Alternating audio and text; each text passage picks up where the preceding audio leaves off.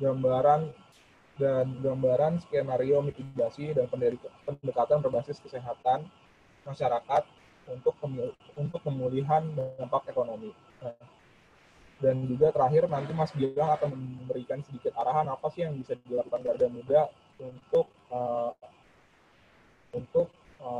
menjalankan advokasi kepada pemerintah. Nah, sebelum kita masuk ke materi, saya mau ngasih gambaran sedikit tentang siapa sih Mas Gilang ini. Jadi Mas Gilang ini menyelesaikan pendidikan sarjana ekonomi dari Fakultas Ekonomi dan Bisnis Universitas Gadjah Mada dan mendapatkan gelar Master of Arts dari University of Pittsburgh dan juga menyelesaikan Doctor of Philosophy pada universitas yang sama. Nah, minat risetnya itu terbagi dalam beberapa bidang, yaitu ekonomi pendidikan, ekonomi eksperimental, dan ekonomi tenaga kerjaan. Beliau sekarang bertugas sebagai tenaga pengajar untuk FEB UGM dan juga bertindak sebagai asisten profesor. Saya pikir kalau dari pembukaan gitu aja sih dari saya. Mas Gumilang, udah siap dengan presentasinya, Mas? Ya, terima kasih Amru. Oke, saya pikir saya langsung melimpahkan ke Mas Gumilang aja untuk presentasi. Terima kasih. Oke. Terima kasih Amru. Selamat siang teman-teman. Saya akan setting dulu presentasinya, kemudian nanti kita akan mulai diskusinya.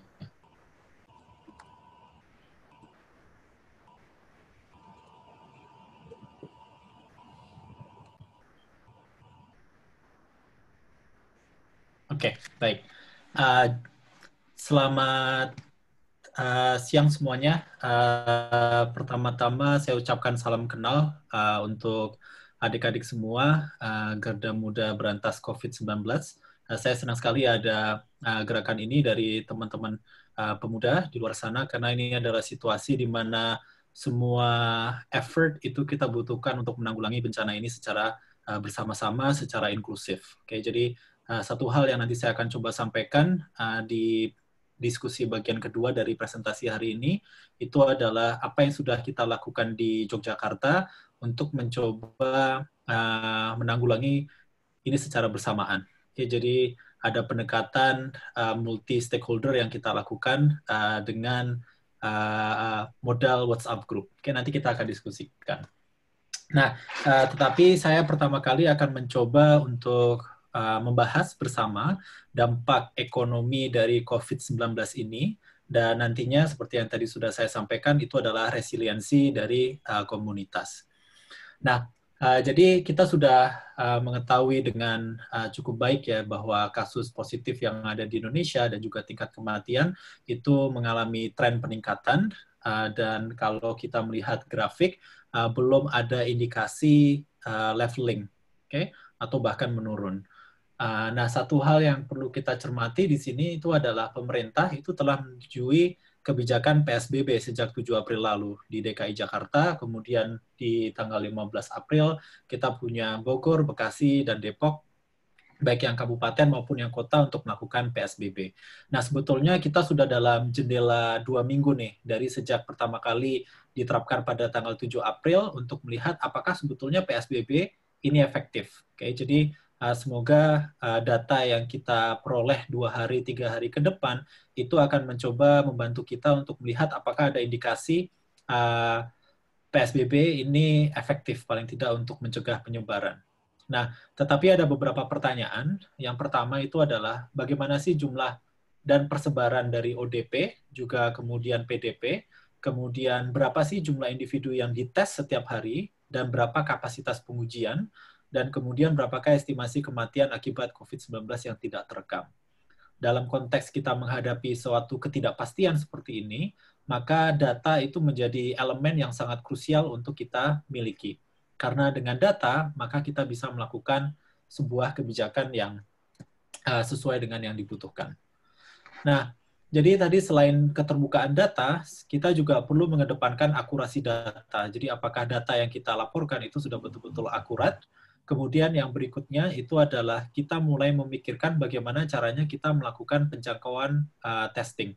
Jadi kita mengidentifikasi prioritas mereka bisa mendapatkan testing, kemudian bagaimana caranya melakukan testing itu dengan jumlah yang lebih banyak. Dan nanti setelah testing tentunya bagaimana kita harus melakukan manajemen kasus ODP, PDP, dan kemudian yang positif. Mengapa ini penting? Seperti yang saya akan tunjukkan di slide-slide berikutnya, kita punya keterbatasan sistem kesehatan. Jadi besar kemungkinan semua yang berstatus PDP dan positif itu tidak bisa ditampung oleh sistem kesehatan kita dan harus melakukan karantina secara mandiri. Nah, disinilah kita sebagai bagian dari garda muda perlu mencoba memikirkan solusinya secara bersama. Kemudian yang terakhir itu adalah penerapan kebijakan kesehatan masyarakat yang intensif. Nah, jadi semua ini kita butuhkan. Mengapa? Karena kapasitas rumah sakit rujukan COVID-19 di Indonesia itu cukup terbatas. Kalau kita bicara tentang jumlah rumah sakit, tempat tidur rumah sakit per 1.000 orang, maka sebetulnya kita menghadapi sebuah realita yang kurang mengenakan. Bahkan di daerah-daerah yang relatif maju, seperti misalnya daerah-daerah yang ada di sekitar DKI, DKI, kemudian Bandung, Jawa Barat, Jawa Tengah maupun Jawa Timur, banyak sekali daerah yang rasio antara jumlah tempat tidur rumah sakit dan orang itu masih relatif rendah. Ini mengindikasikan jika nanti jumlah dari PDP dan kemudian mereka yang positif itu meningkat secara signifikan, kapasitas rumah sakit kita itu tidak siap dan belum ada indikasi bahwa kita akan menambah jumlah rumah sakit ad hoc untuk mencoba untuk menampung ini di daerah-daerah. Oke, karena sekarang kuncinya bukan lagi di Jakarta, tetapi apa yang akan kita harus lakukan di daerah. Selain kapasitas rumah sakit dan kemudian puskesmas yang terbatas, tenaga medis kita juga terbatas dan kita sudah mendengar banyak sekali dan bahkan sekarang itu sudah menjadi fakta bahwa sebetulnya mereka kesulitan untuk mendapatkan alat pelindung diri yang dibutuhkan. Jadi sebagai contoh saja misalnya istri saya yang juga dokter di puskesmas itu juga harus menghadapi realita bahwa alat pelindung diri harus dicuci setiap hari pulang rumah, langsung merendam alat pelindung dirinya itu di Baiklin, kemudian dijemur.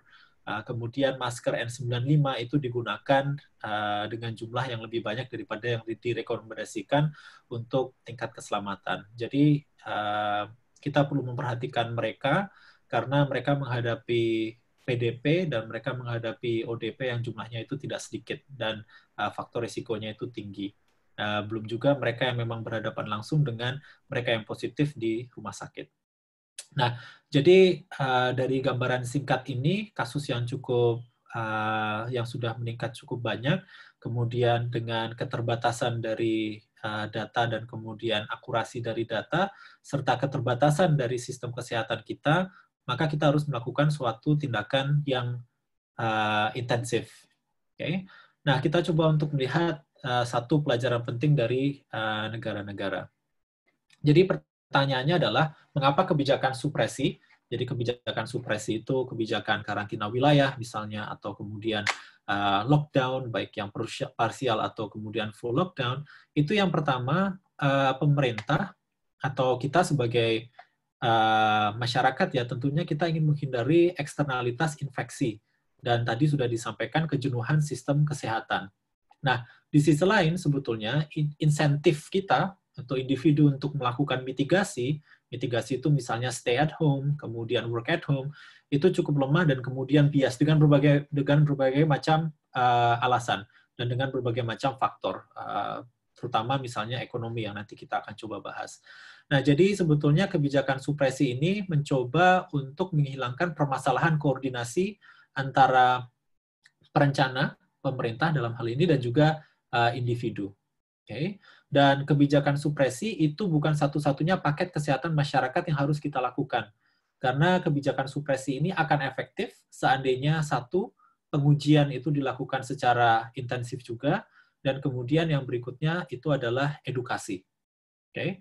Edukasi tentang stay at home, kemudian penggunaan masker, dan seterusnya. Ini kita bicara dari kebijakan kesehatan masyarakat terlebih dahulu. Nanti kemudian kita akan melihat apa pengaruhnya terhadap ekonomi dan bagaimana kita sebagai pemerintah itu bisa membantu untuk meredam dampak ekonominya. Jadi saya sendiri berpendapat bahwa kebijakan kesehatan masyarakat itu adalah prioritas. Jadi kita harus memfokuskan pada kebijakan tersebut. Mengapa? Karena paling tidak dari bukti saintifik yang sudah ada, dari pelaksanaan kebijakan supresi yang intensif, seperti misalnya yang dilakukan di Wuhan, maka kebijakan tersebut itu secara efektif menghambat penyebaran dan menurunkan tingkat infeksi. Memang pencegahannya ini tidak instan. Okay? Jadi sebagai contoh misalnya di Cina, itu mereka melakukan lockdown-nya pada tanggal 23 Januari 2020. Maka dampak dari pelaksanaan lockdown-nya itu tidak bisa kita rasakan langsung di tanggal 22 atau di tanggal 23 atau tanggal 24 Januari 2020. Dampaknya itu baru akan kita lihat 2 minggu sampai 3 minggu berikutnya.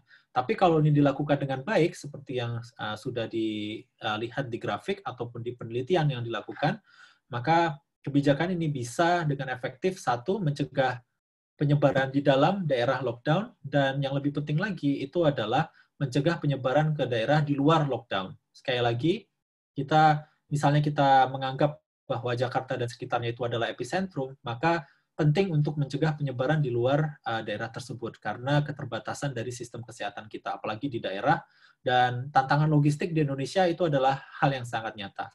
Tapi permasalahannya adalah tidak semua dari individu itu bisa melaksanakan social distancing. Kita akan mulai dari satu aspek yang menarik dulu, bahwa satu, tidak semua orang itu bisa melakukan pekerjaan dari rumah atau work from home. Apalagi di negara berkembang seperti di Indonesia, di mana sebagian besar dari masyarakat kita itu mendapatkan nafkah sehariannya dari bekerja di luar rumah. Mungkin saya salah satu yang privilege masih bisa melakukan kegiatan bekerja ini dari rumah. Kalian juga menjadi salah satu yang privilege karena bisa belajar dari rumah. Nah, jadi pertanyaannya adalah bagaimana kita bisa melakukan kegiatan yang bisa mensupport mereka. Kemudian salah satu alasan lagi yang penting itu adalah digital divide. Okay? Jadi ini adalah salah satu penjelas tentang ketimpangan kemauan individu untuk melakukan karantina. Kita di sini punya akses ke internet, kita punya akses ke media informasi. Selain kita mendapatkan edukasi yang baik dari konten-konten yang kita baca, kita juga bisa mengakses konten-konten lain untuk bekerja dari rumah, untuk bersosialisasi dari rumah, sehingga menurunkan insentif kita untuk keluar. Tapi bagaimana dengan individu-individu yang tidak punya pilihan untuk mencari nafkah selain harus berada di luar rumah? Dan kita punya banyak sekali contoh dari kelompok tersebut yang perlu kita dukung.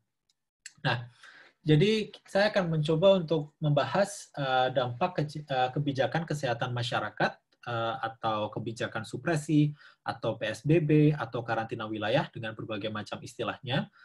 Tentunya efektivitas dari masing-masing kebijakan tersebut berbeda, tapi paling tidak kita ingin mencoba untuk melihat garis besarnya. Nah, sebelum saya membahas dampak kebijakan kesehatan masyarakat, saya ingin terlebih dahulu melihat apa sih sebetulnya dampak COVID-19 ini terhadap perekonomian kita. Oke, jadi ini kita belum bicara tentang kebijakan kesehatan masyarakat, tapi as is dengan adanya pandemi ini, apa pengaruhnya terhadap perekonomian? Yang jelas yang pertama itu adalah dia berdampak negatif. Oke, kita tidak bisa mendebat bahwa pandemi tersebut itu berdampak negatif. Logika sederhananya adalah satu, yang kita biasanya itu berangkat bekerja ke kantor misalnya, kita menggunakan ojek sampai ke stasiun, kita turun ke stasiun, kita beli gorengan misalnya, atau kita beli minuman, kemudian kita beli makan siang di kantor, kemudian sebelum pulang kita beli jajanan, naik ojek lagi kembali ke stasiun. Nah, bayangkan berapa perubahan permintaan yang terjadi karena aktivitas ekonomi itu turun secara drastis karena mereka tidak bisa berangkat kerja. Okay? Jadi dampak pertama yang kita akan rasakan pada perekonomian yang sudah kita rasakan sebetulnya selama 4 minggu terakhir itu adalah penurunan permintaan agregat di dalam perekonomian. Nah, banyak sekali paper-paper yang sudah mencoba untuk melakukan estimasi seberapa besar sih dampak ekonominya. Saya tidak ingin membahas ke sana karena menurut saya dan juga menurut beberapa kolega, saat ini bukan saatnya mengestimasi dampak dari ekonomi karena COVID-19 ini karena sudah terjadi, tetapi lebih untuk mengidentifikasi siapa sektor yang berisiko dari dampak COVID ini. Misalnya salah satunya itu adalah sektor pariwisata. Oke. Tentunya sektor ini tidak ada lagi permintaan yang bermakna ya sejak sebelum adanya COVID-19, dan ini pekerja di sektor pariwisata itu besarnya adalah pekerja di sektor informal, sehingga tentunya mereka akan mendapatkan dampak yang cukup besar dari pandemi ini. Kemudian juga di sektor manufaktur, karena penurunan agregat permintaan yang ada di dalam perekonomian, permintaan terhadap barang-barang manufaktur tertentu itu akan menurun. Tidak semua perusahaan manufaktur tentunya, nah misalnya makanan dan minuman mungkin dampak negatifnya tidak sebesar kalau misalnya itu adalah baja atau kemudian aluminium yang digunakan untuk memproduksi pembangunan. Nah, tapi sekarang saya coba ingin mengajak kalian untuk melihat kilas balik dari pandemi flu Spanyol tahun 1918. Sama halnya dengan COVID-19 ini, pandemi flu Spanyol itu berdampak negatif terhadap perekonomian. Oke. Nah, pertanyaannya adalah apa dampak dari penerapan kebijakan kesehatan masyarakat pada saat itu? Apakah efektif menghilangkan pandemi, dan bagaimana dampaknya terhadap perekonomian? Nah, sebagai gambaran, flu Spanyol tahun 1918 itu berdampak pada penurunan pertumbuhan ekonomi sebesar 6% secara rata-rata. Ini besar ya, 6%. Angka yang cukup besar. Selain itu, flu Spanyol itu juga meningkatkan inflasi. Di satu sisi, permintaan kita itu turun, okay? Tetapi di sisi yang lain, jika ini terjadi secara dalam jangka waktu yang cukup lama, maka nanti lama-kelamaan agregat supply atau penawaran barang dan jasa secara agregat dalam perekonomian itu mulai turun.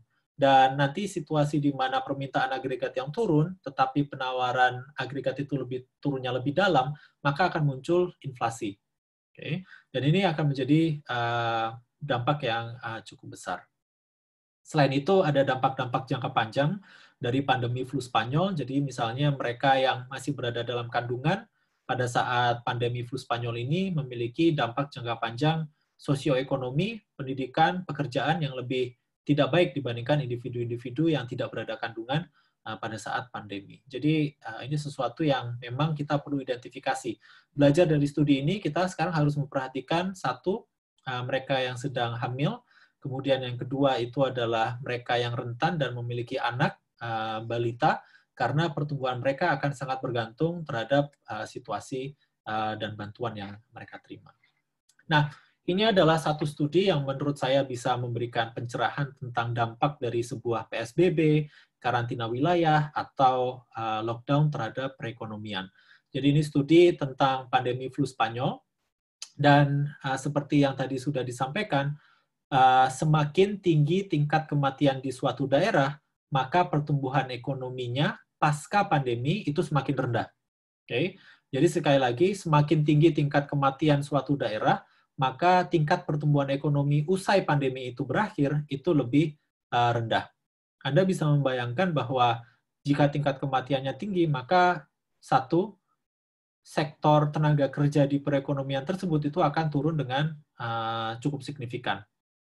Kemudian yang kedua, sistem kesehatannya itu nanti setelah masuk pasca pandemi itu juga akan mengalami gangguan. Karena apa? Karena tenaga medis yang merawat mereka itu kapasitasnya berkurang drastis.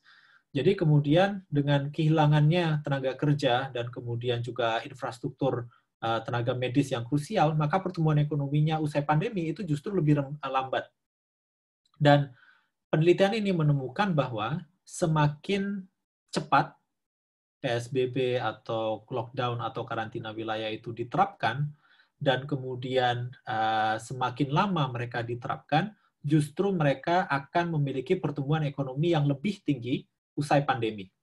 Oke, mereka bisa menyelesaikannya dengan lebih dengan situasi yang lebih baik. Oke, jadi ini kalian bisa melihat misalnya antara kota-kota yang bertitik biru di mana mereka itu mengalami kebijakan lebih cepat dan lebih lama dibandingkan mereka yang berada di titik-titik merah, di mana mereka tidak melakukan kebijakan supresi yang intensif.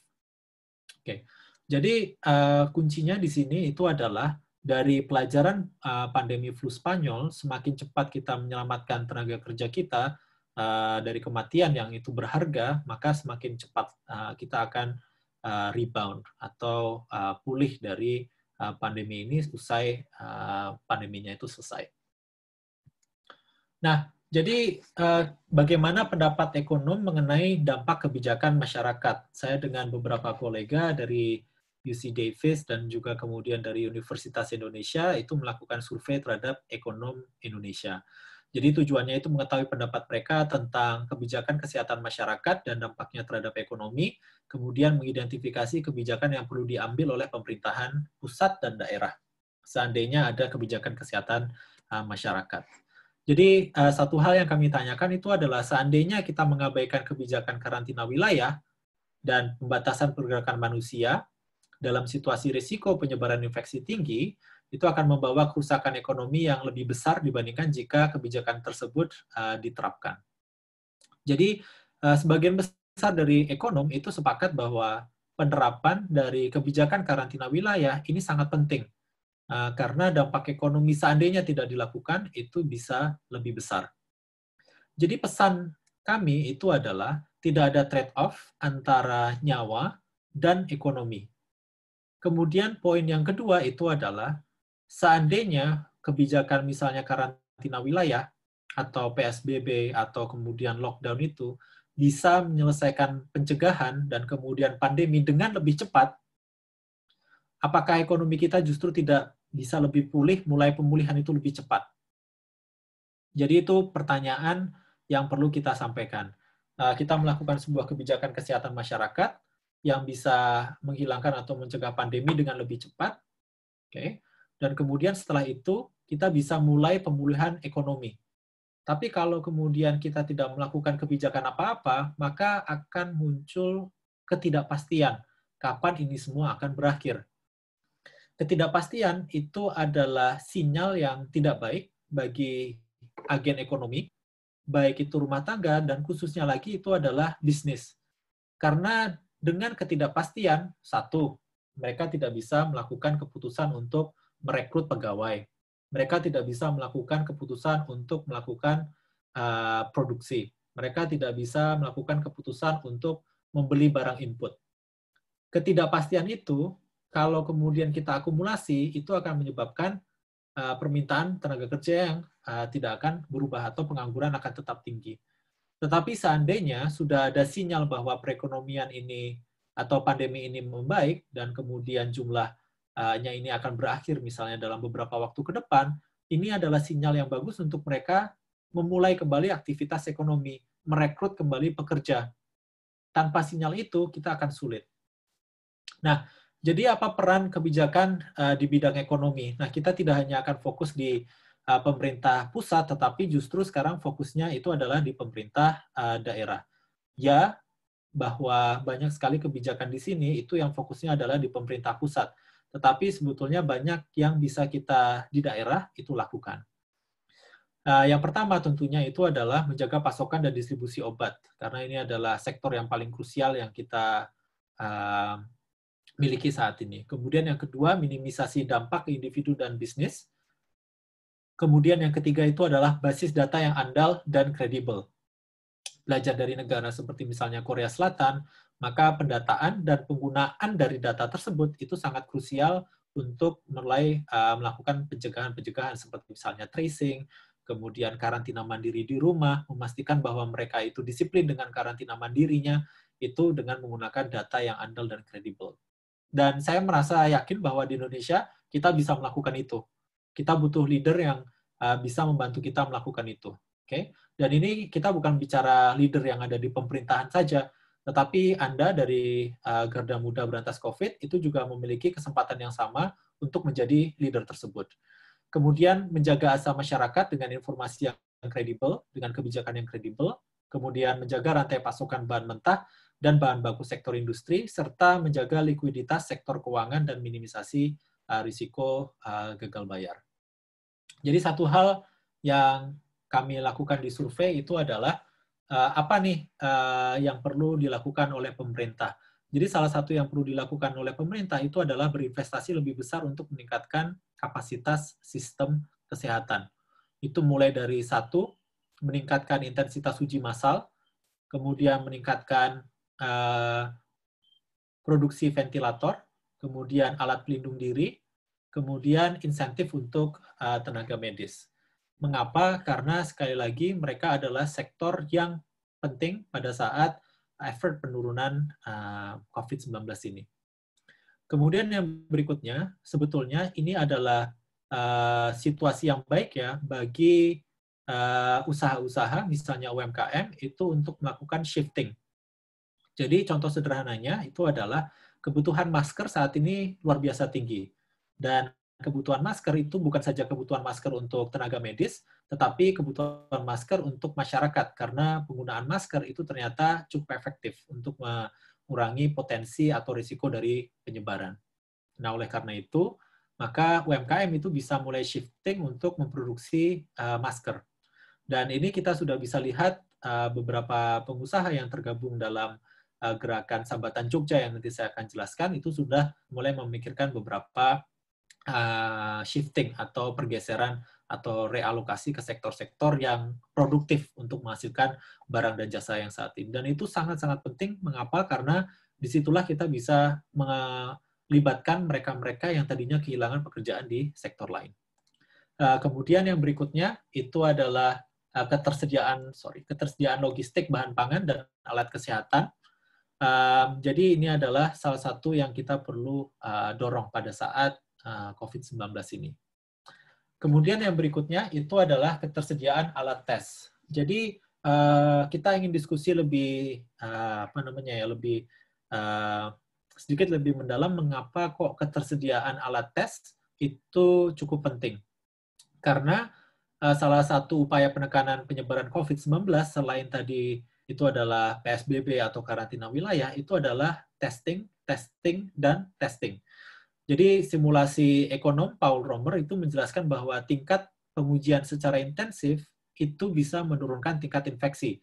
Tetapi diuji, kemudian dalam waktu yang tidak lama kita tahu hasilnya. Tapi kalau ternyata nanti diuji, terus ternyata dia positif, tapi kita tahunya dalam beberapa hari ke depan, ada besar risiko bahwa mereka itu sudah berinteraksi dengan individu yang lainnya. Karena kita sekali lagi sulit untuk bilang bahwa oke, kamu saya tes hari ini, kamu karantina mandiri sampai hasilnya keluar. Itu akan cukup sulit karena insentifnya lemah. Nah, jadi hasil pengujian, terutama yang positif, itu bisa mendorong individu yang terinfeksi, atau yang belum terdeteksi infeksi, tapi sebetulnya dia punya, itu untuk melakukan karantina mandiri dan mengurangi penyebaran. Ini adalah logika mengapa kebijakan ketersediaan alat tes dan kemudian juga durasi dari hasil ujian tersebut itu sangat penting bagi perekonomian, tentunya dari penyebaran pencegahan ini. Kemudian pemerintah itu telah menyediakan berbagai macam stimulus, baik itu adalah bantuan sosial bagi masyarakat maupun bantuan dan dukungan industri. Jumlahnya luar biasa besar dan harapannya ini akan mencoba untuk menopang permintaan agregat dan juga kemudian agregat supply yang ada di pemerintah. Di sini kita tidak menafikan bahwa ya dampaknya itu terasa, ya pengangguran itu terjadi, tetapi bagaimana caranya kita memberikan dukungan atau support bagi mereka. Nah, satu kunci saja ya, karena saya berbicara dengan garda muda, maka ke depan kalian, kita, itu harus memikirkan bagaimana perekonomian Indonesia dan pemerintahan di Indonesia itu berjalan berdasarkan basis data yang baik. Oke, sekali lagi, ini PR kita bersama, bahwa bagaimana kita bisa menyusun basis data yang kuat untuk negara ini bisa berjalan dengan baik. Tanpa basis data yang kuat, mustahil kita bisa menjalankan kenegaraan atau pemerintahan ini dengan baik. Kenapa? Karena tanpa data, maka kualitas dari informasi itu jelek, dan kualitas dari kebijakan itu sangat bergantung pada kualitas dari informasi. Jadi ke depan kita harus memikirkan bagaimana kita menciptakan basis data yang tidak sektoral, tetapi yang multisektoral, dan kemudian bagaimana kita bisa melakukan yang disebut dengan data interfacing untuk memastikan bahwa satu basis data dengan basis data yang lainnya itu berbicara satu sama lain. Oke. Nah, satu catatan saja untuk stimulus, ini bahwa stimulus kita di Indonesia masih relatif lebih rendah dibandingkan misalnya Thailand. Di Indonesia kita masih 20% dari PDB, sedangkan di Thailand misalnya itu sudah 9%, Malaysia itu sudah 17%. Jadi mungkin kita perlu mempertimbangkan kembali besarannya ke depan. Okay? Tapi yang PR yang ada di depan mata kita saat ini itu adalah sebetulnya peraturan pemerintah untuk stimulus sudah ada, dananya itu sudah tersedia, dan bahan bantuannya itu sudah tersedia, tapi bagaimana implementasinya? Nah, kita di daerah sudah mulai harus memikirkan bagaimana caranya implementasi dari pemberian bantuan ini. Satu, mengidentifikasi mereka yang paling membutuhkan. Kita punya datanya, data terpadu kesejahteraan sosial, sehingga kita bisa paling tidak menggunakan basis data itu untuk memulai. Tapi bagaimana SOP penyaluran yang memperhatikan protap social distancing? Bagaimana memastikan bahwa likuiditas untuk bantuan itu terjaga? Itu yang mulai harus kita pikirkan. Dan kita bisa belajar dari misalnya DKI Jakarta yang sudah mulai melakukan penyaluran bantuan sosial. Kemudian tadi sudah saya sampaikan, ini adalah penyusunan basis data yang andal dan kredibel. Saya tidak akan lanjutkan ini lebih dalam. Tapi yang kita perlu lakukan sekarang itu adalah pemerintah perlu menjaga asa masyarakat dengan informasi yang kredibel. Okay? Jadi ini masih ada ketidakpastian misalnya tentang apakah mudik atau tidak mudik misalnya. Sekali lagi, jika ada keputusan dari pemerintah tentang permasalahan ini, itu akan memberikan sinyal bahwa oke, kita tidak akan mudik. Dan sinyal itu harus kredibel. Karena kalau sinyal itu tidak kredibel, maka nanti akan ada permasalahan tentang bagaimana individu tersebut bisa mengikuti peraturannya. Kemudian rantai pasokan, bahan mentah dan bahan baku sektor industri, yes, kita perlu shifting untuk alat kesehatan esensial, tapi kita juga perlu berkoordinasi dengan Apindo, Kadin, untuk menjaga rantai pasokan bahan mentah dan bahan baku untuk sektor-sektor industri dan juga bahan pangan. Oke. Kemudian yang berikutnya itu adalah kita perlu menjaga likuiditas sektor keuangan dan minimisasi risiko gagal bayar. Saya kira kebijakan yang sudah dikeluarkan oleh pemerintah melalui Otoritas Jasa Keuangan bekerja sama dengan Bank Indonesia, kemudian Kementerian Keuangan, itu sudah sangat baik dan kita sudah melihat pengaruhnya paling tidak terhadap pasar. Misalnya diukur dengan indeks harga saham gabungan atau kemudian dengan nilai tukar. Oke. Saya kira kita perlu apresiasi apa yang sudah dilakukan pemerintah untuk menjaga likuiditas di sektor keuangan dan minimisasi risiko gagal bayar. Oke. Jadi ini sesuatu yang cukup penting bagi kita bahwa kebijakan ekonomi di sini harus kita lakukan secara komprehensif. Nah, dari kebijakan 1 sampai dengan kebijakan ekonomi 6, tidak semuanya bisa kita lakukan di daerah.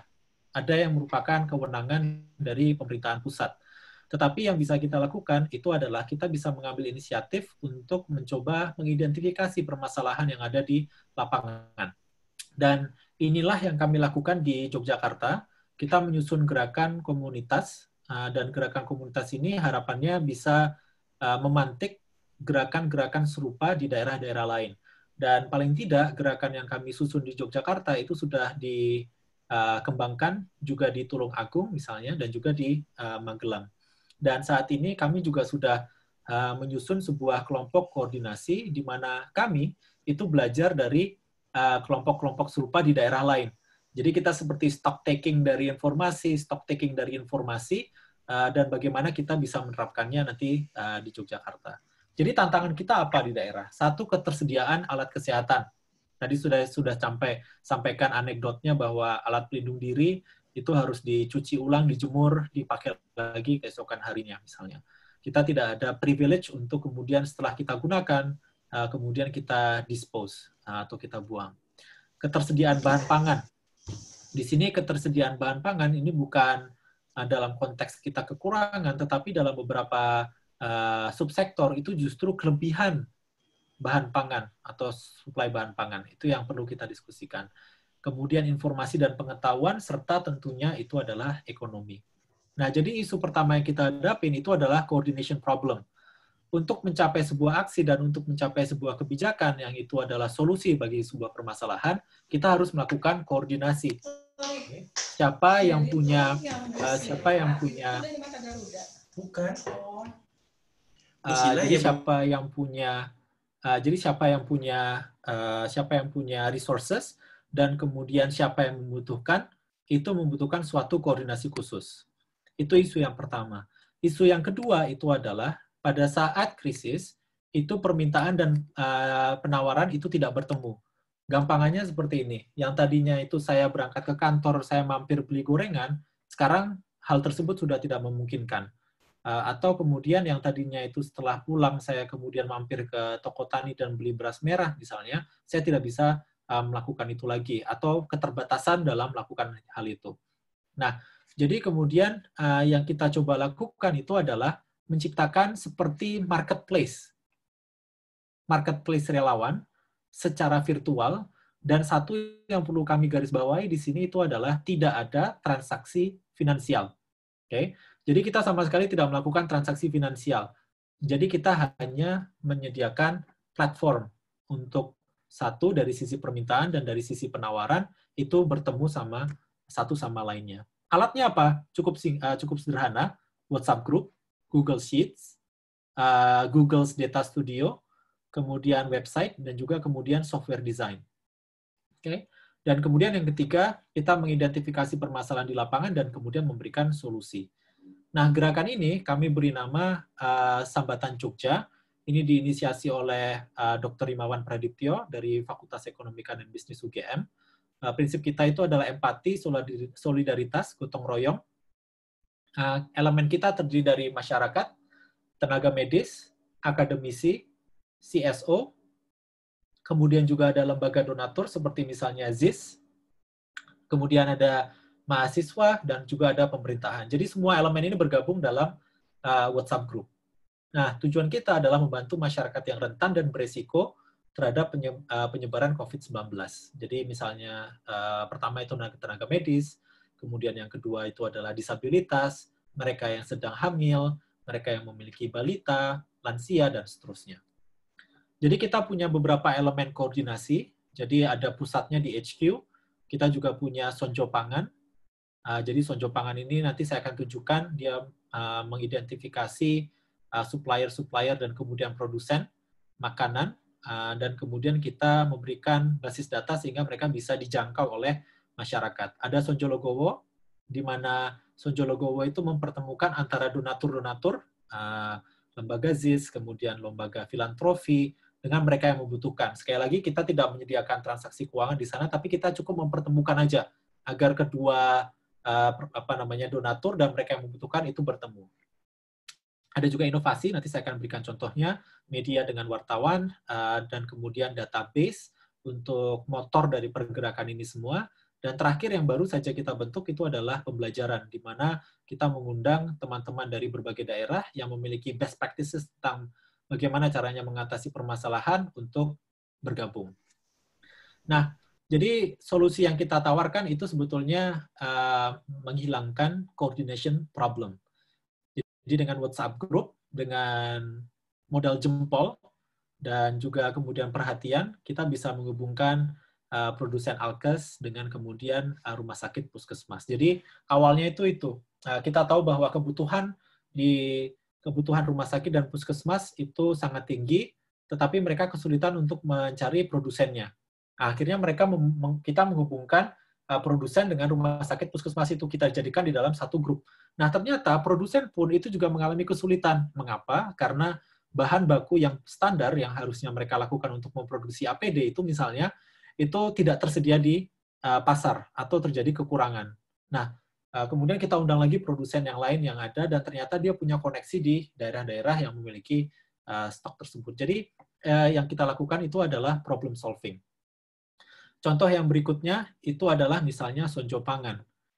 Tidak lama, jadi hari Sabtu minggu lalu, kita mendapatkan WA bahwa ada oversupply dari hasil ternak ikan oleh peternak ikan di Yogyakarta, mulai dari nila, kemudian gurame, dan seterusnya.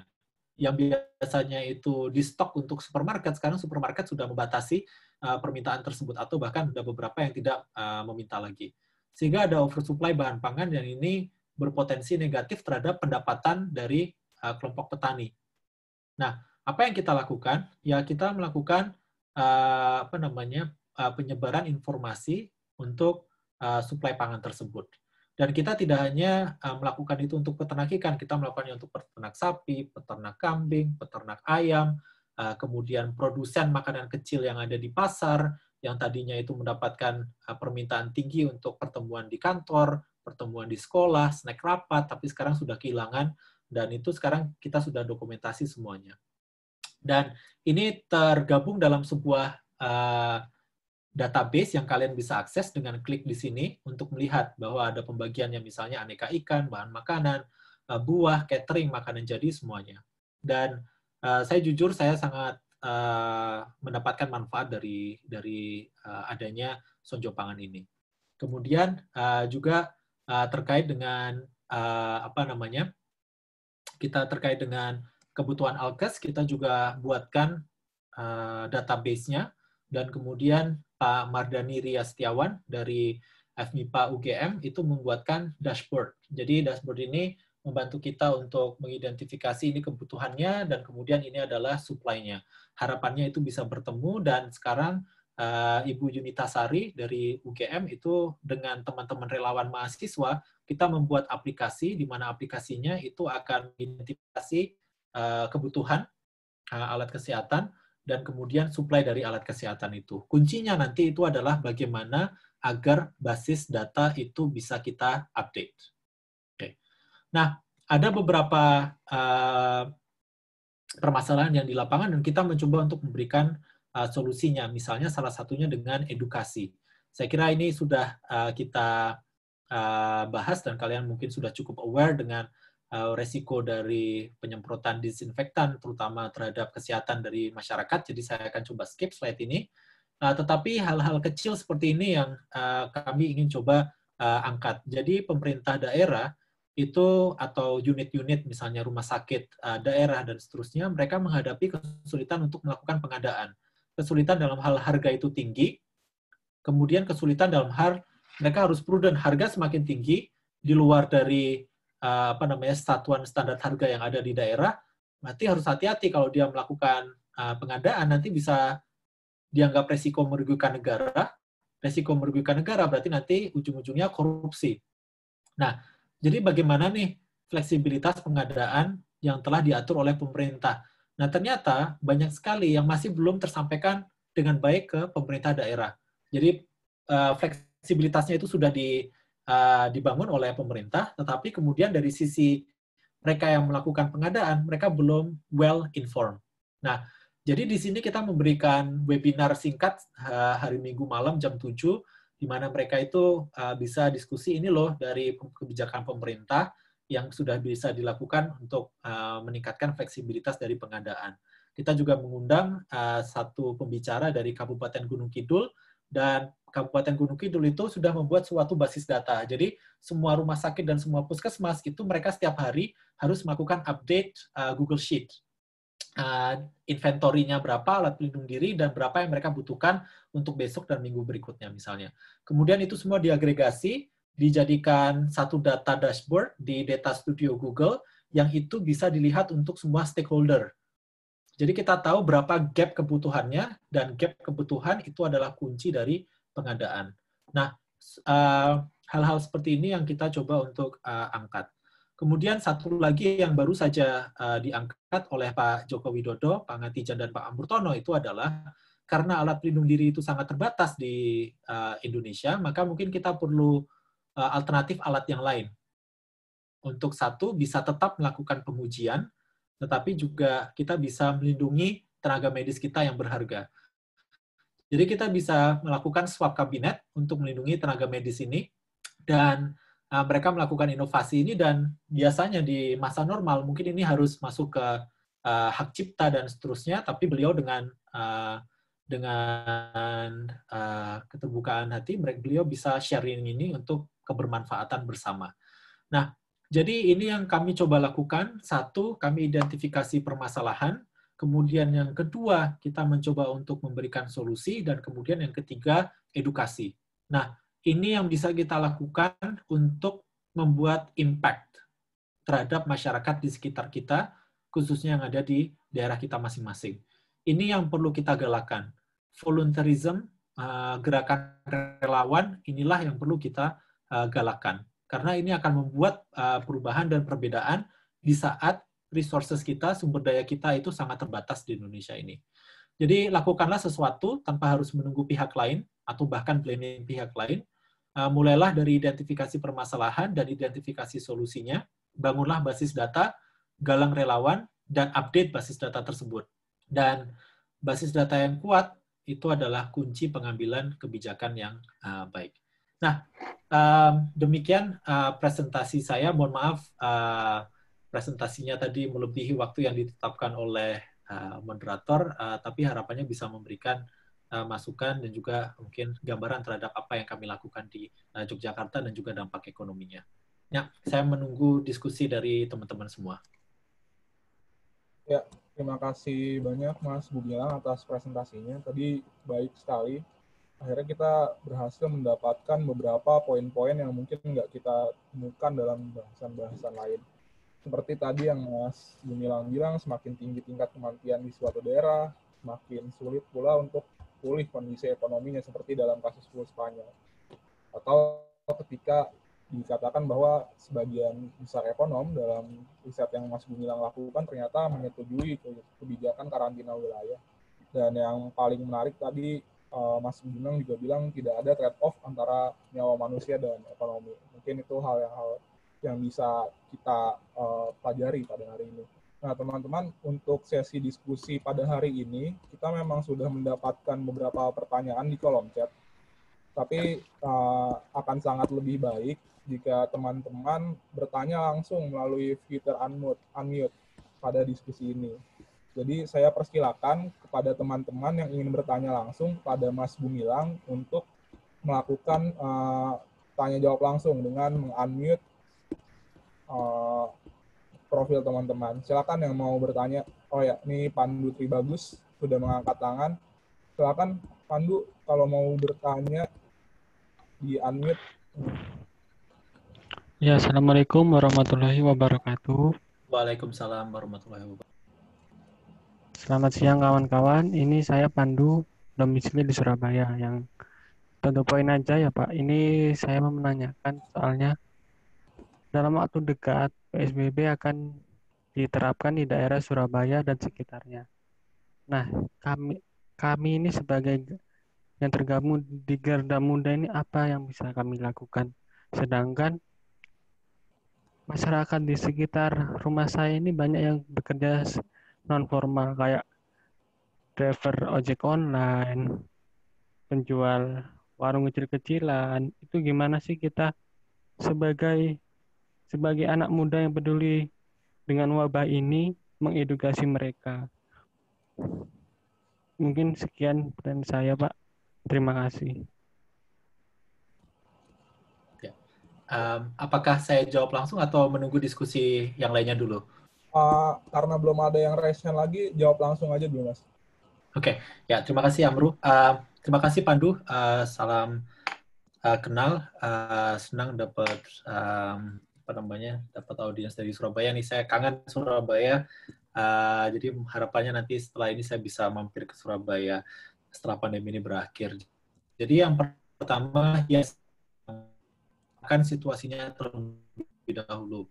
Yang pertama, karena permintaan itu turun, memang sekarang banyak sekali UMKM itu yang mengalami penurunan permintaan. Dan sektor informal itu memang, jadi mereka tetap harus bekerja karena dengan bekerja tersebut mereka mendapatkan penghasilan. Dan memang yang perlu kita coba untuk lakukan adalah satu, itu adalah mengidentifikasi program bantuan sosial yang ada. Kita memang tidak bisa memberikan program bantuan sosial karena itu adalah tugas dari pemerintah dan kebijakan dari pemerintah, tetapi kita harus bisa atau mencatat informasi kapan program bantuan sosial itu akan diturunkan. tanpa memberikan janji, berikan informasi bahwa bantuan sosial itu akan misalnya diturunkan oleh pemerintah. Seperti misalnya di DKI Jakarta, mereka sudah mulai untuk memberikan dan kemudian menyampaikan bantuan-bantuan sosial berupa pangan. Kedepannya pemerintah itu sebetulnya punya bantuan tunai sosial langsung yang nanti diberikan kepada masyarakat. Paling tidak itu bisa memberikan support kepada mereka. Belum tentu kemudian itu akan menghasilkan istilahnya ya, pasti akan memenuhi kebutuhan mereka. Jawabannya adalah tidak, tetapi paling tidak itu bisa menjadi satu jaring pengaman. Itu yang pertama. Kemudian yang kedua, PSBB itu bukan berarti kemudian kegiatan ekonomi itu harus shutdown, okay? Atau harus turn off. Jadi bagi mereka yang dibutuhkan, seperti misalnya di sektor logistik, misalnya itu adalah pengiriman barang, kemudian pengantaran barang, itu adalah sektor yang sangat dibutuhkan oleh perekonomian, dan mereka kita berikan insentif untuk kemudian tetap melakukan tugas mereka. Jadi pelajaran penting misalnya dari lockdown di Wuhan, itu ada peningkatan permintaan terhadap pekerja di warehouse, di gudang, kemudian pekerja untuk melakukan pengantaran barang dan jasa. Jadi salah satu strategi yang bisa kita lakukan untuk memitigasi mereka yang kehilangan pekerjaan itu adalah kita mencoba menghubungkannya kepada sektor logistik yang membutuhkan. Okay. Jadi salah satu hal yang bisa kalian lakukan tadi itu adalah, ada nggak sih data yang mengidentifikasi mereka yang kehilangan pekerjaan, seperti misalnya mereka yang pekerjaan lepas, kemudian mereka yang punya pekerjaan harian, yang di masa normal mereka bekerja, dan saat ini mereka tidak bekerja. Dengan basis data itu, kalian coba untuk komunikasi dengan pengambil kebijakan. Ada nggak sektor logistik atau kemudian sektor lain yang membutuhkan tambahan pekerjaan? Kita punya daftarnya, seperti itu. Karena sekali lagi, basis data kita itu terbatas, dan kalau kalian punya basis data tersebut, maka itu akan penting. Kemudian, yang ketiga itu adalah, karena mereka tetap melakukan kegiatan aktivitas ekonomi, misalnya mereka yang menjual di pasar, mereka akan tetap menjual di pasar, kemudian mereka yang harus berlalu lalang, mereka tetap harus bermobilitas. Apa yang harus kita lakukan? Edukasi bagaimana agar penyebaran itu minimal. Jadi yang pertama itu adalah masker. Okay? Jadi masker ini harus kemudian kita edukasi dengan baik. Kemudian yang kedua itu adalah penggunaan dari masker itu sendiri. Setelah dipakai, jangan dipegang yang bagian depan, harus bagian telinga. Hal-hal kecil seperti itu adalah informasi yang berharga, dan saya berani menyampaikan bahwa masyarakat belum cukup dibekali dengan pengetahuan tersebut. Kemudian yang berikutnya itu adalah protokol-protokol, misalnya penjual di pasar, bagaimana agar agar mereka bisa melakukan kegiatan ekonomi tanpa harus meningkatkan risiko, cuci tangan, dan seterusnya. Jadi satu pembelajaran penting yang ada di India. Jadi di India itu beberapa tahun lalu tingkat diarenya itu tinggi sekali. Okay?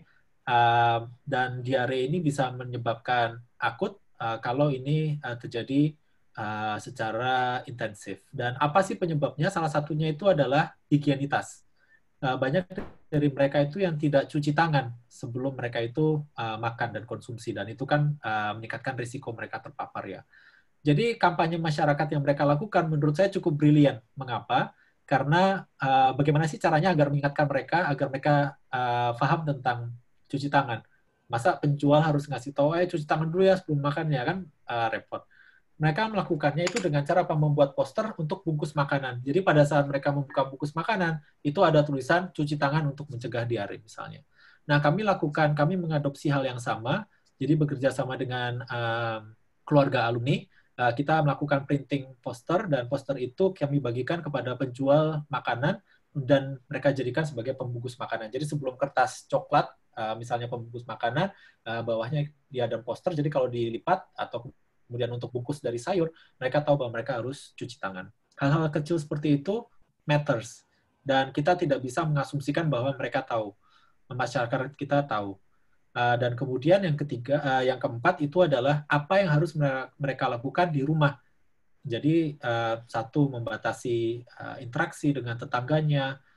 Kemudian kalau mereka itu merasa bahwa mereka itu dari situasi yang berisiko, maka hindari dengan interaksi dengan anggota keluarga jika tidak diperlukan, dan seterusnya. Jadi banyak yang bisa kita lakukan dari sisi dasar.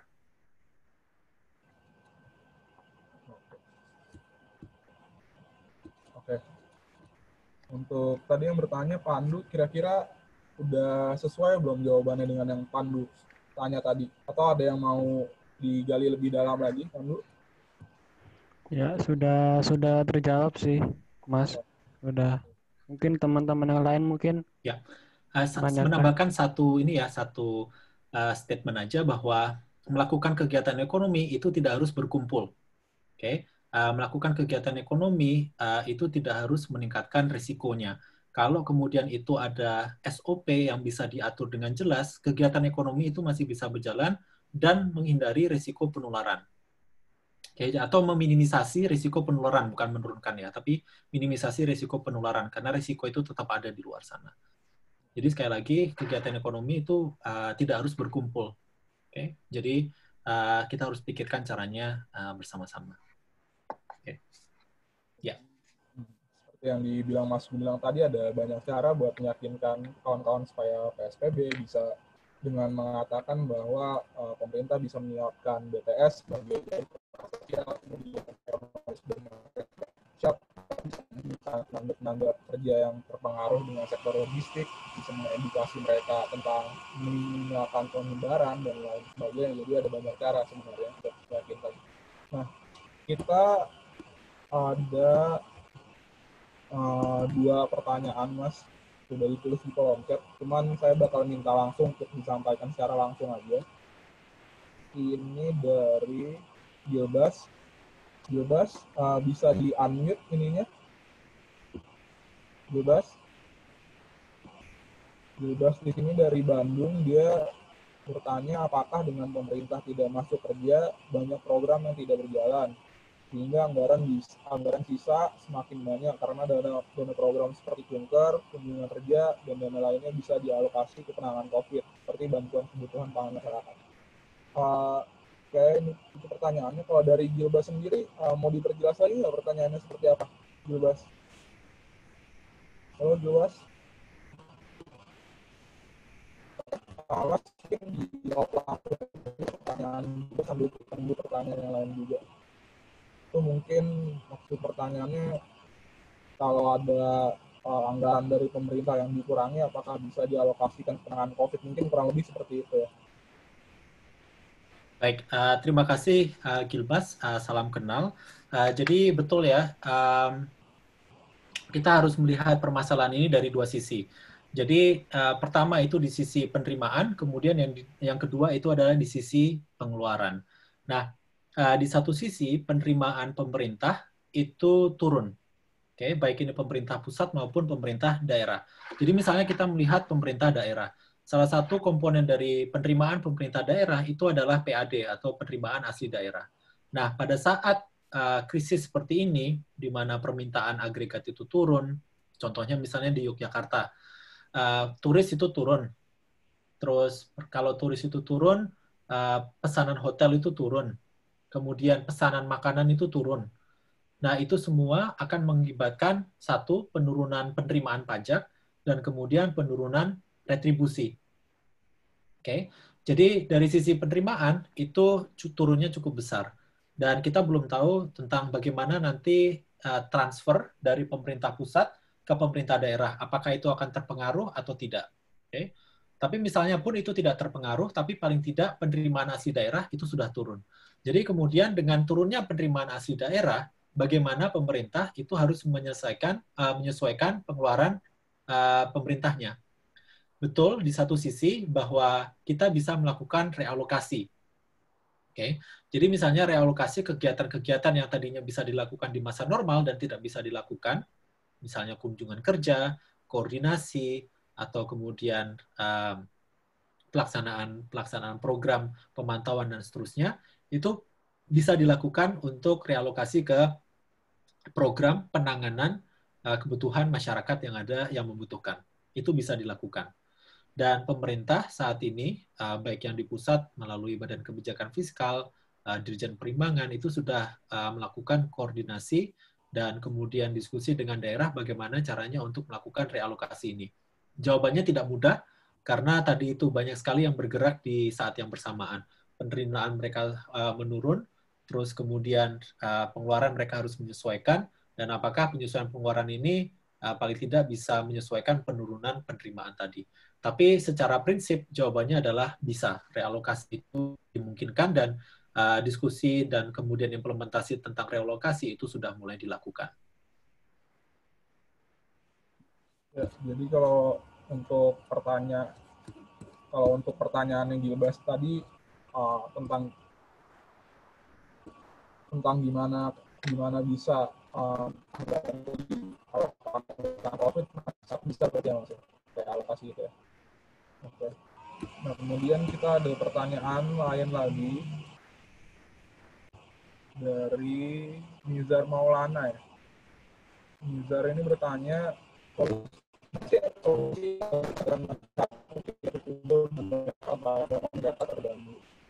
Nah, kalau untuk Nizar sendiri ada yang mau dilengkapi nggak dari pertanyaannya? Nizar, halo?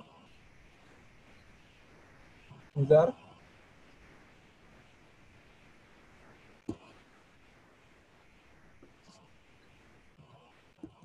Oh, Nizar nggak menjawab. Oh ya Mas, maaf nih tadi Dilbas katanya mikir rusak, jadi dia nanya lagi rupanya. Ya, oke. Apakah realokasi APBD secara seragam dilakukan dari berbagai Pemda gitu? Ya, betul. Nah, jadi jawabannya realokasi APBD itu tidak bisa dilakukan secara seragam karena tadi satu struktur pertumbuhan atau tingkat pertumbuhan antara satu daerah dengan daerah lainnya itu berbeda. Kemudian yang kedua itu adalah struktur ekonomi dari satu daerah dengan daerah lainnya itu berbeda. Kemudian yang ketiga itu adalah struktur penerimaannya, itu tentunya juga akan berbeda. Nah, jadi penerimaan dari satu daerah dengan daerah lainnya itu akan berbeda. Ada daerah yang masih bergantung pada transfer dari daerah. Oke. Nah, dalam hal itu, maka yang bisa mereka lakukan itu adalah mereka bisa langsung menyesuaikan given realokasi dari pemerintah. Dan mungkin bisa diciptakan suatu mekanisme di mana pemerintah itu memberikan insentif agar dana-dana transfer daerah itu banyak digunakan untuk mendukung pencegahan ini di masyarakat, misalnya seperti itu. Atau memberikan insentif inovasi-inovasi untuk pencegahan COVID-19 yang ada di masyarakat. Salah satunya tadi sudah disampaikan berupa misalnya bantuan. Oke. Tapi bagaimana seperti daerah yang penerimaan asli daerahnya itu tinggi sekali, seperti itu, misalnya DKI Jakarta, atau kemudian DIY itu juga salah satu yang tinggi karena ada penerimaan pajak dan penerimaan dari retribusi. Ya, kita harus diskusi dari pemerintah, bahkan kalau tidak salah itu nanti akan ada kompensasi dari pemerintah karena turunnya wisata ini. Itu jadi ada transfer kalau tidak salah transfer pusat ke daerah untuk pariwisata ini untuk mengkompensasi turunnya permintaan pariwisata. Jadi realokasi APBD memang tidak bisa dilakukan seragam. Masing-masing daerah itu tentunya punya formula tersendiri. Daerah yang saat ini sudah terdampak cukup besar itu mau tidak mau harus punya effort dan kemudian realokasi yang besar sekali, tetapi ada beberapa daerah yang mungkin realokasinya tidak terlalu besar. Tapi yes, kita perlu melakukan realokasi untuk melakukan dukungan ini. Kalau tidak, memang nanti ada risikonya terhadap perekonomian yang ada. Dan dengan diskusi dengan teman-teman yang ada di pemerintahan, mereka sudah mulai memikirkan beberapa cara untuk memberikan insentif kepada sektor real. Jadi misalnya itu adalah insentif berupa pajak, misalnya pembayaran pajaknya, misalnya dikurangi bebannya, atau kemudian nanti akan ada permintaan yang lebih tinggi dan seterusnya. Itu sudah difikirkan. Cuman keseragaman antara satu daerah dengan daerah lainnya itu mungkin tidak bisa kita lakukan karena satu daerah dengan lainnya itu unik. Ya, jadi itu jawaban dari Gilbas ya. Kalau untuk realokasi APBD itu ternyata emang nggak bisa seragam dan masing-masing daerah punya formulanya sendiri-sendiri untuk realokasi APBD. Nah, sekarang kita langsung ke 2 pertanyaan aja, Mas. Pertama dari Nizar dan kedua dari Dita. Nah, tadi Nizar, biar saya bacakan aja pertanyaannya. Apa sih solusinya agar kesadaran masyarakat untuk tidak berkumpul dengan banyak orang tanpa ekonomi mereka terganggu? Ya, dia bertanya gimana sih membangun kesadaran masyarakat supaya mereka tidak berkumpul dan memberitahu mereka juga kalau ternyata kegiatan ekonomi mereka nggak akan terganggu dengan tidak berkumpul. Itu pertanyaan Nizar. Kedua, Kak Dita tadi raise hand, saya persilakan untuk menyampaikan pertanyaannya langsung aja ya. Kak Dita. Ya Mas, makasih. Halo Mas, sebelumnya saya Kak Dita dari Jakarta. Pertanyaannya sih sebenarnya nggak terlalu ke arah kesehatan banget. Ini sebenarnya dari tadi saya bingung perusahaan logistik seperti apa yang masih boleh beroperasi. Karena pada kenyataannya perusahaan logistik menengah ke bawah itu banyak yang ditertibkan untuk tidak beroperasi. Sedangkan mereka sudah berusaha untuk menerapkan kaidah-kaidah yang disarankan oleh Pemda. Apalagi perusahaan logistik yang tidak mengantarkan seperti barang-barang makanan atau bahan baku makanan seperti itu. Terima kasih. Ya, terima kasih Kak Dita. Oke, jadi saya akan coba membahas satu persatu. Pertama yang dari Nizar, salam kenal. Betul, jadi sekali lagi saya pengen mencoba untuk diskusi ya di sini bahwa PSBB itu sebetulnya bukan berarti perekonomiannya itu shutdown. Tetapi bagaimana kita membatasi gerakan yang sifatnya itu massal, kemudian berkerumunan, agar kemudian risiko dari penyebaran itu bisa turun, dan kalau bisa risiko dari penyebaran turunnya itu secara drastis. Jadi seperti misalnya tadi kita diskusikan, beraktivitas ekonomi di pasar misalnya, itu tetap bisa mengangkat kaidah keamanan atau pencegahan risiko. Jadi misalnya kita terapkan misalnya sistem antrian yang berjarak misalnya. Kita bisa belajar dari negara-negara lain yang sudah menerapkan. Contohnya misalnya Filipina. Kalau misalnya mereka mau masuk supermarket atau misalnya mereka mau masuk pasar, mereka harus antri, dan antriannya itu ditata bahwa jarak antara satu orang menunggu dan orang lain itu menunggu itu adalah sekian meter misalnya. Dan konsekuensinya apa? Konsekuensinya untuk bisa masuk ke dalam pasar dan kemudian membeli barang di supermarket itu lama. Mereka bisa nunggu 2 jam atau 3 jam. Ini juga salah satu disinsentif untuk orang itu keluar dari rumah. Kenapa? Karena mereka bisa kemudian mesannya secara digital. Kemudian mereka yang masih bisa beroperasi, misalnya sektor logistik yang masih bisa beroperasi, mereka bisa melakukan pengantaran. Nah, jadi sebetulnya sistem-sistem insentif seperti ini yang kita mulai coba pikirkan. Tapi kalau kemudian pasarnya masih buka, tapi kemudian sistemnya itu masih business as usual, maka risikonya itu tidak akan turun. Oke. Tapi bagaimana kita tetap membuka pasar, kemudian kita di saat yang bersamaan menerapkan sebuah SOP yang bisa menurunkan risiko. Oke. Best practices-nya itu ada, dan kita bisa mencontoh. Contohnya misalnya kalau di Jogja, itu ada toko misalnya Mirota Kampus misalnya. Jadi pada saat mereka itu datang, mereka sudah harus ada pos-pos. Okay? Pertama mereka cuci tangan pakai sabun. Kemudian setelah mereka cuci tangan pakai sabun, mereka mengambil nomor. Kemudian mereka itu akan mengantri dengan jarak untuk kemudian bisa masuk. Dan jumlah yang ada di dalam toko itu juga dibatasin. Okay? Sehingga tidak kemudian crowded, karena kita tahu bahwa kalau itu sirkulasi udaranya itu internal seperti di dalam gedung, risiko penyebaran itu ada.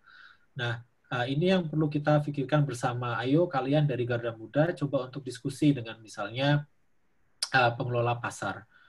Misalnya DKI Jakarta, pengelola pasarnya itu sudah sangat progresif, mereka menyediakan pengiriman bantuan, bukan bantuan, pengiriman logistik, misalnya pembelian itu secara digital. Ayo kita mulai lakukan. Jadi salah satu yang dilakukan di Jogja itu adalah ada pihak yang memberikan kertas sama pulpen, kemudian pedagang di pasar, baik itu sayuran, makanan kecil, itu mereka menuliskan namanya, menuliskan nomor teleponnya, kemudian item yang mereka jual, kemudian difoto, terus kemudian kami yang membuat basis data, kami tuliskan namanya, kemudian pasarnya mana, apa yang mereka jual, nomor teleponnya, dan kemudian itu bisa diakses oleh konsumen, sehingga konsumen itu bisa kemudian menggunakan Gojek. Nah, sekali lagi, ini tidak berlaku untuk setiap lapisan masyarakat ya. Tapi kalau misalnya yang tadinya itu datang 100, tapi dengan effort yang kita lakukan ini, itu bisa turun, say misalnya 40%, ini sudah mengurangi risiko penyebaran. Oke, jadi little things matter. Jadi hal-hal kecil, detail-detail kecil, itulah yang kita perlu pikirkan. Karena kalau kita bicara tentang sesuatu yang grande, saya kira kita sudah kehabisan waktu ya. Jadi sekarang yang kita perlu lakukan itu adalah gerak untuk masyarakat. Itu yang bisa kita lakukan. Dan sekali lagi, berkegiatan ekonomi itu tidak harus berkerumunan. Kemudian terkait pertanyaan yang kedua dari Nizar, bagaimana caranya untuk meningkatkan kesadaran masyarakat? Sebetulnya yang pertama, sekali lagi, pengambilan keputusan individu itu ditentukan oleh beberapa faktor. Yang pertama itu adalah informasi dan kemudian pengetahuan. Jadi yang pasti itu adalah mereka harus kita sadarkan tentang bahaya dari COVID-19 ini. Dan kemudian yang berikutnya itu adalah kita harus menyadarkan kepada mereka bagaimana langkah-langkah yang bisa dilakukan untuk mencegah penyebaran. Sekali lagi, itu bisa dilakukan tanpa gangguan ekonomi, walaupun kita harus jujur bahwa gangguan terhadap ekonomi itu sudah terjadi dengan turunnya permintaan agregat. Tapi paling tidak mereka tetap bisa melakukan aktivitas. Kemudian yang kedua, yang bisa kita lakukan di level komunitas, misalnya di level desa, atau mungkin di level terkecil di RT, itu adalah apa kegiatan ekonomi yang bisa kita lakukan bersama untuk penghidupan masyarakat yang ada di komunitas itu. Bisa nggak kemudian kita swasembada untuk melakukan jahit, menjahit untuk masker misalnya. Tentunya nanti ada desain yang ditentukan oleh lembaga, yang desainnya itu adalah desain yang terrekomendasi. Bahannya itu terrekomendasi, terus kemudian dengan bahan yang terrekomendasi, dan kemudian dengan desain yang terrekomendasi, kemudian kita menggala beberapa misalnya individu yang ada di komunitas itu untuk mulai menjahit. Dan kemudian kita packaging, kemudian kita jual. Tentunya kalian punya, bisa jadi motor di sini, karena kalian kalian lebih melek terhadap informasi tentang desainnya seperti apa, praktiknya seperti apa, packagingnya kalian lebih melek, terus kemudian marketingnya kalian lebih melek, dan itu bisa membantu mereka dengan sangat. Karena jujur aja permintaan terhadap masker, terutama masker kain untuk tenaga untuk individu non medis itu sangat tinggi. Terus kemudian untuk yang Kadita, betul sekarang memang tidak semua sektor logistik itu diperbolehkan, tetapi seharusnya kita harus memikirkan desain dari sektor logistik ini yang optimal itu seperti apa. Karena dengan desain sektor logistik ini yang optimal, kita bisa memberikan rekomendasi kepada pemerintah bahwa individu-individu yang berkecimpung di sektor logistik itu sangat dibutuhkan. Jadi misalnya kita bicara logistik mulai dari distribusi, kemudian warehouse, kemudian nanti pengiriman sampai ke titik-titik rumah. Kalau kemudian kita ingin PSBB, tapi kemudian kita memotong jalur di mana individu itu bisa mendapatkan logistik, baik itu bahan pangan, obat, dan seterusnya, padahal mereka nggak bisa keluar dari rumah, maka PSBB-nya itu tidak efektif. Nah, oleh karena itu, kita bisa menyusun sebuah rantai logistik yang satu, memastikan bahwa individu itu mau untuk PSBB atau work from home, atau social distancing, atau stay at home. Di saat yang bersamaan, mereka tetap bisa mendapatkan stok atau logistik dari barang yang dibutuhkan. Jadi sinergi antara sektor inilah yang perlu kita bangun. Tapi kalau memang tadi ada ketimpangan di satu logistiknya, di satu subsektor logistik ada yang boleh dan tidak boleh, itu nanti akan menyebabkan penurunan dari kredibilitas kebijakan. Kemudian yang berikutnya, kita bicara tentang data dari sektor logistik ini. Karena penurunan dari permintaan yang ada di masyarakat, tentunya industri atau asosiasi itu sudah bisa mulai memprediksi berapa sih kebutuhan logistik yang ada di di pasar saat ini. Dan dengan proyeksi tersebut, mereka bisa melakukan perencanaan berapa sih logistik yang bisa dibutuhkan. Nah, itu yang kita sebetulnya perlu dorong saat ini. Ya. Oke. mungkin itu tadi jawaban dari pertanyaan Nizar. Intinya berikan informasi dan data kepada masyarakat, dan untuk di level komunitas bisa mulai menginisiasi kegiatan ekonomi apa aja yang bisa dilakukan bersama-sama. Intinya PSBB itu bukan shutdown, bukan penghentian kegiatan ekonomi. Nah, untuk pertanyaan Kak Dita tadi, kira-kira udah menjawab belum Kak Dita? Jawaban dari Mas Gumilang. Mau konfirmasi aja sih Mas. Berarti kalau misalnya perusahaan logistik yang subnya nggak sesuai sama kebutuhan yang sekarang ini, lebih baik untuk ditutup dulu, seperti itu kan ya? Ya, betul. Jadi kita berangkat dari yang disebut dengan needs assessment. Jadi sebetulnya kebutuhan apa saja yang kita perlukan untuk mencapai tujuannya, yaitu adalah distribusi dari logistik dari misalnya dari produsen ke konsumen, misalnya seperti itu. Dan bagi mereka tentunya distribusi itu akan melibatkan berbagai macam subsektor di industri logistik itu sendiri. Yang misalnya memang tidak dibutuhkan secara lebih intensif, mungkin kita perlu berhentikan. Tetapi tidak mungkin kita memotong jalur distribusi dengan menutup sektor logistik itu. Karena sektor logistik itu adalah salah satu yang krusial pada saat seperti ini. Atau memang sarannya seperti Mas Gilang tadi bilang, misalnya dia barangnya dulunya misalnya pakaian, sekarang dialokasikan misalnya mereka mengantar seperti alat-alat medis, seperti itu bisa kan ya? Bisa, jadi tapi kalaupun misalnya yang tadinya itu mereka mengantar pakaian, saya kira selama resikonya itu tidak tinggi, kegiatan tersebut masih bisa berjalan. Tapi di satu sisi kita juga harus pertimbangkan bahwa permintaan masyarakat terhadap pakaian itu atau kemudian kebutuhan-kebutuhan lain yang mungkin bukan kebutuhan primer itu turun. Jadi dua sisi ya. Jadi di satu sisi permintaan mereka itu turun, tetapi di satu sisi mereka dibutuhkan. Nah, jadi bagaimana melakukan mencari keseimbangan tadi antara turunnya permintaan untuk suatu produk atau kelompok produk dan kemudian meningkatnya permintaan logistik untuk produk yang lainnya. Dan bagaimana kemudian kita bisa melakukan realokasi sumber dayanya untuk mengimbangi kenaikan di satu sektor yang lainnya tadi.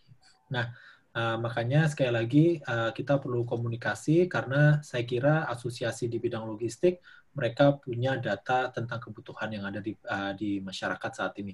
Dan mereka pasti bisa mengambil keputusan yang optimal. Tapi memang kuncinya itu adalah permintaan di ekonomi sekarang sedang turun, jadi permintaan terhadap logistik pun juga mau tidak mau turun. Tapi bagaimana kita bisa melihat kompensasinya ke peningkatan permintaan di sektor yang lainnya.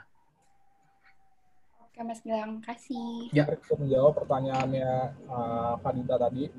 Nah, ini pertanyaan terakhir nih, Mas, untuk sebelum beranjak ke diskusi kita dari Vivi.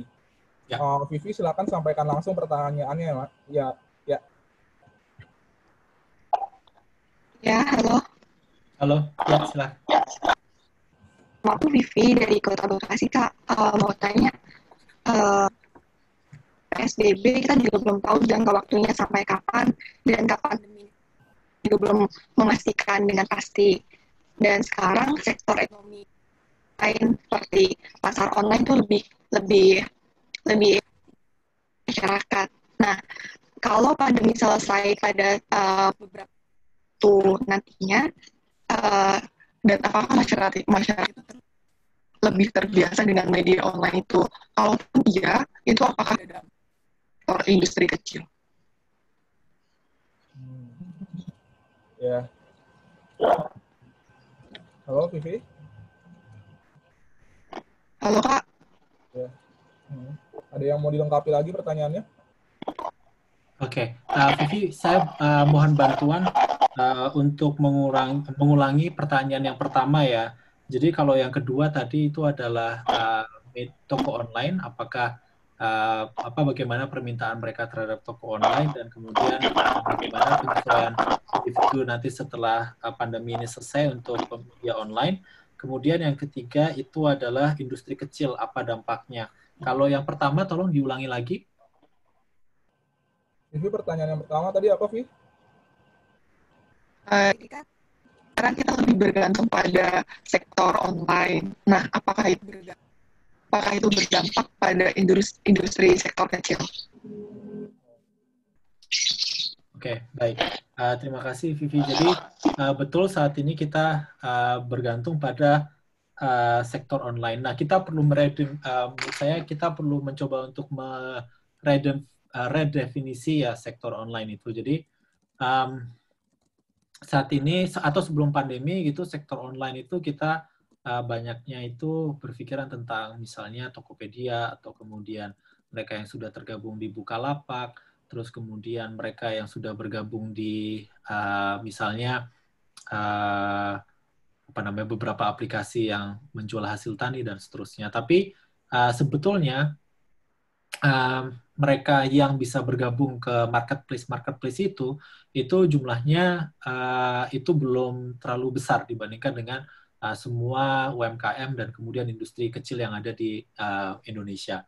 Nah, jadi kemudian yang perlu kita pertimbangkan sekarang atau yang perlu kita redefinisi sekarang itu adalah bagaimana caranya untuk melibatkan mereka yang tadinya belum masuk ke ranah online itu untuk bisa masuk ke ranah online. Jadi kita tidak pernah membayangkan sebelumnya bahwa pedagang-pedagang yang ada di pasar itu ternyata bisa punya akses online. Dan ternyata sekarang mereka punya akses online. Dan beberapa dari mereka, itu mereka sudah melakukan penjualannya itu secara online. Oke, walaupun itu baru lewat WA, terus kemudian nanti mereka kita pesankan Go Shop, kemudian mereka diambil. Tapi hal itu memungkinkan. Nah, ini yang kemudian perlu kita fasilitasi ke depannya, bahwa redefinisi dari media online ini dan kemudian komunitas penjualan online atau lapak online itu bisa menjangkau lebih banyak individu yang ada di perekonomian kita. Dan ini adalah bukti saat ini itu adalah bukti bahwa hal tersebut itu memungkinkan. Oke, jadi ke depannya kenapa kok tidak? Oke, jadi itu satu pembelajaran penting bahwa sebetulnya teknologi online ini justru bisa meningkatkan penjualan dari sektor informal kita, okay, terutama industri kecil. Nah, kemudian yang berikutnya terkait dengan industri kecil. Jadi semua industri itu terdampak dan terdampaknya itu negatif. Mungkin ada beberapa sektor yang peningkatan permintaan. Misalnya mereka yang ada di alat kesehatan. Nah, tetapi bagi banyak industri, khususnya itu misalnya industri kecil, dampak negatifnya itu cukup terasa. Nah, jadi pertanyaannya itu adalah bagaimana, bagaimana kita sekarang mencoba untuk melibatkan mereka ke sektor online, jadi dalam konteks tadi melakukan redefinisi dari siapa yang mereka bisa mendapatkan akses online. Jadi mereka bisa kita undang online. Kemudian yang kedua itu adalah kita melakukan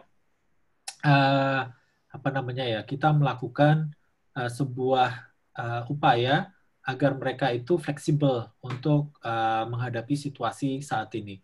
Jadi sebagai contoh tadi, apakah memungkinkan bagi industri kecil itu melakukan shifting misalnya, shifting dari produksi satu produk ke produk yang lainnya. Jadi sebagai contoh misalnya sebagai berikut. Jadi hari Jumat lalu yang tadi saya sampaikan, kita ada oversupply ikan di peternak ikan yang ada di Yogyakarta, tidak jauh dari rumah. Kita kemudian diskusi di dalam grup Sonjo Pangan, bisa nggak kemudian kita lakukan frozen food misalnya. Yang tadinya mereka itu menjual ikan hidup atau yang sudah dipotong, sekarang mereka bisa menjual makanan yang frozen. Itu kan value added, nilai tambah. Dan di dalam perekonomian itu semakin tinggi nilai tambah, semakin tinggi pertumbuhan ekonomi kita. Itu di masa normal. Tapi paling tidak, ini ada satu hal lagi yang mereka bisa lakukan. Dan kalau itu berhasil, maka itu mereka bisa bawa ke periode pasca pandemi. Nah, jadi kemudian di Sonjo Pangan itu ada beberapa chef yang ada di Yogyakarta, baik mereka chef yang punya restoran, atau kemudian mereka chef yang bekerja di hotel. Kemudian salah satu menjelaskan bahwa untuk bisa melakukan file ikan frozen itu mereka harus mencapai ukuran tertentu, teknik filenya itu mereka harus tertentu, kemudian packagingnya seperti apa, labelingnya seperti apa, terus langkah-langkah apa saja yang harus dilakukan untuk memenuhi standar dari MUI dan seterusnya. Nah, itu adalah salah satu cara untuk kita menghidupkan industri kecil. Dan dari situ kan dengan situasi sekarang sudah banyak yang switching ke online, nah inilah yang perlu kita upayakan lagi nanti ke depan. Jadi saya kira memang di situasi seperti ini dan dari pembelajaran krisis-krisis sebelumnya, yes, ekonomi itu terdampak, tetapi sekali lagi di dalam situasi seperti ini, opportunity itu muncul. Oke, dan inilah yang bisa kemudian kita angkat. Kira-kira apa yang mereka bisa lakukan untuk bisa melakukan switching ke sektor yang lainnya. Tanpa menafikan bahwa yes, dampak ekonominya itu ada, tetapi bagaimana kita bisa menopang mereka saat ini. Ya, itu tadi jawaban untuk pertanyaan terakhir kita untuk Vivi. Saya pikir cukup jelas ya. Tadi dari Mas Gumilang mengatakan penjualan online memang perlu menjangkau sektor-sektor informal, dan bagi pelaku-pelaku usaha yang terdampak oleh pandemi ini memang perlu fleksibel untuk bisa melakukan shifting ke sektor-sektor industri lain. Dan kita memang perlu menyadari selama periode pandemi ini ekonomi pasti terdampak, tetapi opportunity pun akan muncul. Nah, Mas, ini kita udah di ujung diskusi kita. Saya pengen minta ini aja, semacam kata-kata, kalimat-kalimat penutup dari Mas Gumilang supaya gerakan dari Garda Muda Berantas COVID ini bersemangat untuk melanjutkan advokasi di daerah juga. Dan beberapa waktu kemarin juga saya dapat kabar katanya mereka nanti akan bertemu dengan staf sus milenial dari Istana gitu. Semoga aja berhasil. Silakan Mas, kalau ada yang mau disampaikan ke Garda Muda.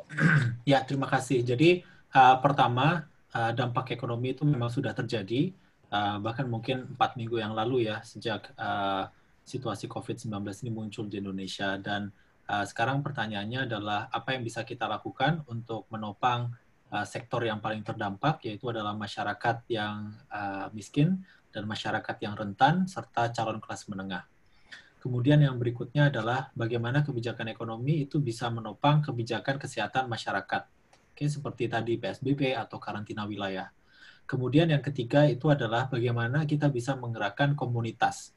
Karena pemerintah sedang melakukan PR-nya sebagai pemerintah, baik di pusat maupun di daerah, tapi apa yang kita bisa lakukan sebagai komunitas itu adalah kunci yang kita harus lakukan saat ini. Dan besar harapan saya kepada Garda Muda Berantas COVID-19 ini untuk mencoba mengidentifikasi permasalahan yang ada di daerahnya masing-masing.